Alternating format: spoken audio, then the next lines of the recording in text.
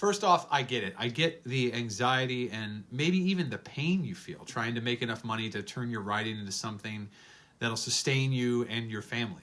You know, I have felt all of that. Sleepless nights, endless ruminations, sharp pangs of worry that literally sat me down on a park bench one day when I'd gone out for a walk and made the mistake of thinking about my future.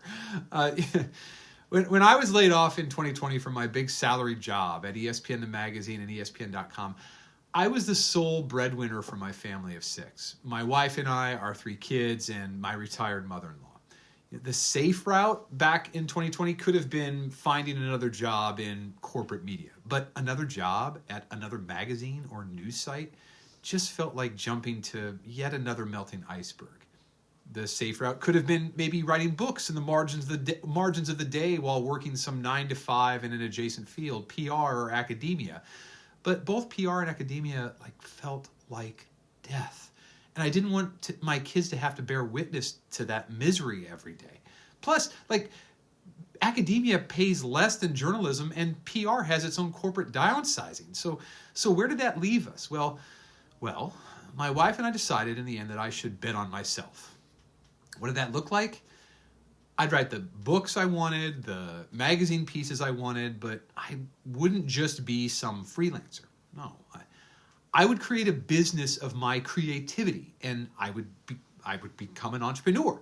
So what does that mean? It just basically means being useful to others, helpful to others, based on the talents that I already possessed. I created products or services for others that solved their problems. Now, these products and services, and for me, it was book editing, a digital course on writing, consulting, some public speaking. It all expanded on stuff that I was already good at and enjoyed. But even more than that, I controlled how much I would be paid for my services. And that's why I became a writer and an entrepreneur. That was the best decision that I ever made. And I think other writers are uniquely positioned to do the same thing I did in Excel. We know how to tell great stories. We're creative. And that's all entrepreneurism, really. That and being useful to someone, being helpful. I can imagine what you're thinking right now, though. I don't know how to create a product or service myself, Paul.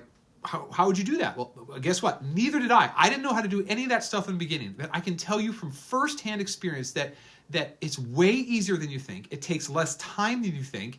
And it can be way more lucrative than what you're doing now and what you're making now. 6 years after betting on myself, I write exactly the sort of books I want to. And because of these entrepreneurial pursuits of mine, I make more money than I ever did in corporate media while spending less time working.